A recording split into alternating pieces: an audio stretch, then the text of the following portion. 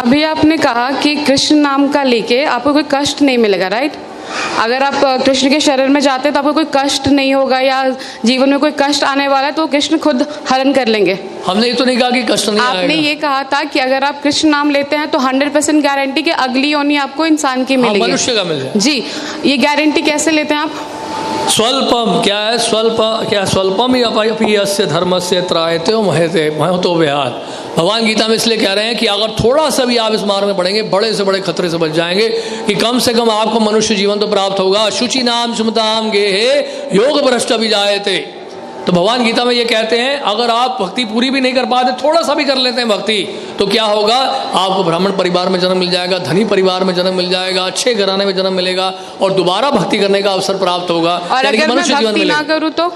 हाँ जी, अगर मैं भक्ति ना करूँ तो मुझे भक्ति ना करो तो कर्म के अनुसार चलना पड़ेगा। फिर कर्मणा देव नेत्रेण जंतुर्देहो भवते।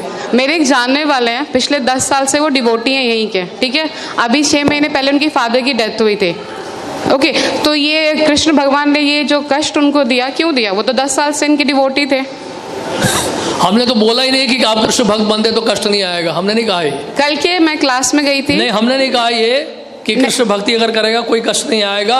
उसको कष्ट आएगा, कष्ट करने की जो सहन करने की दृष्टि बदल जाएगी। जैसे कि एक व्यक्ति जो है सड़क पे जा रहा है और साथ रास्ते में बैरियर्स हैं, स्पीड ब्रेकर्स हैं, तो एक व्यक्ति ठेले में जा रहा है, दूसरा व्यक्ति मर्सिडीज में जा रहा है। तो मर्सिडीज में जा रहा है, वो भी उसी सड़क से जा रहा है, झटके उसको कम लगते हैं। कहने का मतलब यह है कि कष्ट जो है भक्तों के जीवन में भी आता है, सहन करने की शक्ति भगवान देते हैं। यानी कि जहां पे पांव कटना होता है वहां पे सुबह चुभती है केवल आपको। तो कष्ट तो आएगा ही आएगा, ऐसा कभी ना सोचें कि हम कृष्ण भक्ति में लग गए तो हमारे जीवन में कोई कष्ट नहीं आएगा। इनफैक्ट भक्त तो प्रार्थना करते हैं भगवान से कि हमें और कष्ट दीजिए। विपदा संता ता शाश्वत तत्र तत्र जगत गुरु भवद दर्शनम स्याद पुनर्भव दर्शनम। आप कुंती महारानी कह रही हैं आप हमें और कष्ट दीजिए, और कष्ट दीजिए, और कष्ट दीजिए, क्योंकि आप अगर कष्ट देंगे तो आप ही का स्मरण करेंगे। अब आपका स्मरण करने का मतलब ये है दोबारा जन्म मृत्यु जरा व्याधि के संसार में दोबारा नहीं आना पड़ेगा। तो आपका कहने का ये मतलब है कि अगर आप कृष्ण, मतलब कुछ भी हो जाए भगवान कृष्ण के शरणों में रहो हमेशा। बस ये है पॉइंट। लेकिन कोई पॉइंट नहीं, बिल्कुल बहुत बढ़िया पॉइंट बोला आपने, तालियां बजाइए इनके लिए। एक मिनट, ये कोई पॉइंट नहीं होता। अगर भगवान कृष्ण के शरण में नहीं हो तो मेरे पास जरूरी कि मुझे कष्ट, मतलब कष्ट तो वैसे भी आना है जिंदगी में, चाहे मैं रहूं या ना रहूं। कष्ट तो जिंदगी में आना है, लेकिन यहाँ से कष्ट का निवारण आपको दिया जा रहा है हमेशा के लिए। जन्म मृत्यु जरा व्याधि के चक्र से आपको हमेशा के लिए छुटकारा पाने का एक सुअवसर प्राप्त हो रहा है। भगवान की सेवा में लगे, एक जीवन आप कृष्ण की सेवा में दे दो, कृष्ण आपको वापस लेके चले जाएंगे। तो आपका कहने का मतलब है कि मैं कृष्ण के शरण में जाती तो अगले जन्म में मुझे इंसान क्या ही वो मिलेगा, इंसान का मिलेगा। और अगर अच्छी तरह से भक्ति करेंगे तो भगवान के धाम में भी जाएंगे। ये तो मरने के बाद किसने देखा है कि कौन कहाँ जा रहा है? हाँ जी, मरने के बाद कौन जानता है कि कौन कहाँ जा रहा है? हाँ, इस बात की गारंटी कौन लेता है? सामान्य लोग नहीं जानते हैं, लेकिन भक्त जानते हैं। यम यम वापि स्मरण भावम त्यजते अंते कलेवरम तम तम एवैते कौन्तेय सदा तद भाव भाविता।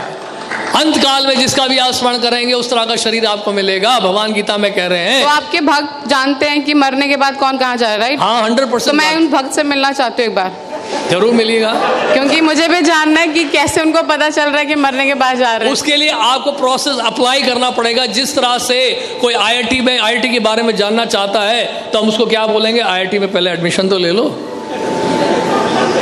आईआईटी में जो सिलेबस उसको तो फॉलो कर लो, वहाँ के प्रोसेस को तो फॉलो कर लो, वहाँ के रूल्स एंड रेगुलेशंस को फॉलो कर लो। इट्स अ काइंड ऑफ फोर्समेंट कि आप किसी को फोर्स कर रहे हैं कि जबरदस्ती हम किसी को फोर्स नहीं कर रहे हैं। आपकी इच्छा आप आइए, नहीं इच्छा मत आइए। यथा इच्छसी तथा गुरु भगवान गीता में कहते हैं। भगवान क्या कहते हैं? किसी ने सुना तो नहीं है ना? भगवान कृष्ण गीता में 18वें अध्याय में कह रहे हैं। भगवान, एक मिनट, ये सिर्फ आपने बुक प्रिंटेड पढ़ा है, किसी ने पर्सनली सुना है भगवान को? पर्सनली किसी ने भी नहीं सुना है। जिस तरह से 2+2 4 आपने अपने टीचर से सुना, उन्होंने अपने टीचर से सुना, हमने अपने गुरुदेव से सुना। तो गुरुदेव हमने प्रभुपाद से सुना। जैसा स्कूल में जाते हैं तो टीचर सिखा रहे 2+2 4 गए थे सुनने कृष्ण भगवान से। आप अपने टीचर से कभी आपने पूछा है स्कूल में अपने टीचर से what is the proof that 2+2 is 4? What is the proof this is A this is B? Teacher ने कभी जवाब दिया ना, आपने पूछा ना कभी वो जवाब देंगे। बट ये तो अंधा ज्ञान हुआ ना फिर। हाँ, तो इसका मतलब जो स्कूल में पढ़ाया जा रहा है वो भी अंधा ज्ञान है। स्कूल की बात नहीं है, आपने कहा कि जो आपके गुरु ने बताया स्कूल आपने की वो बात चीज़ ही कर है, ली। क्योंकि ज्ञान तो ज्ञान है, वो भौतिक ज्ञान है, आध्यात्मिक ज्ञान है। भौतिक ज्ञान में आप विश्वास कैसे कर लिए कि 2 + 2 4 होता है? आप कैसे मान लिए ABCDEFGHIJ है? आपने कैसे विश्वास कर लिया अल्फाबेट्स को? टीचर कहता मैंने अपने टीचर से सुना, वो टीचर कहता मैंने अपने टीचर से सुना, राइट? ये है सिस्टम ऑफ अथॉरिटीज को कहते हैं डिसेंडिंग प्रोसेस। इसी तरह से गुरु परंपरा के माध्यम से, एक प्रमाणिक गुरु परंपरा के माध्यम से हम जान पाते हैं भगवान कृष्ण की शिक्षाओं। सबसे पहले आपको ढूंढना पड़ेगा कौन सी यूनिवर्सिटीज हैं बोनेफाइड हैं, कौन से स्कूल हैं जो रिकॉग्नाइज्ड है CBSE के द्वारा। उसी तरह से वैष्णव सिद्धांत को समझने के लिए, इस आध्यात्मिक ज्ञान को प्राप्त करने के लिए हमें सबसे पहले ढूंढना पड़ेगा कि प्रमाणिक स्रोत कहाँ कौन सा है जिससे हम भगवान कृष्ण के बारे में जान सकें। इसके लिए हमें शास्त्र पढ़ने पड़ेंगे। तो उन शास्त्रों में इस प्रकार से वर्णित है। और बताइए।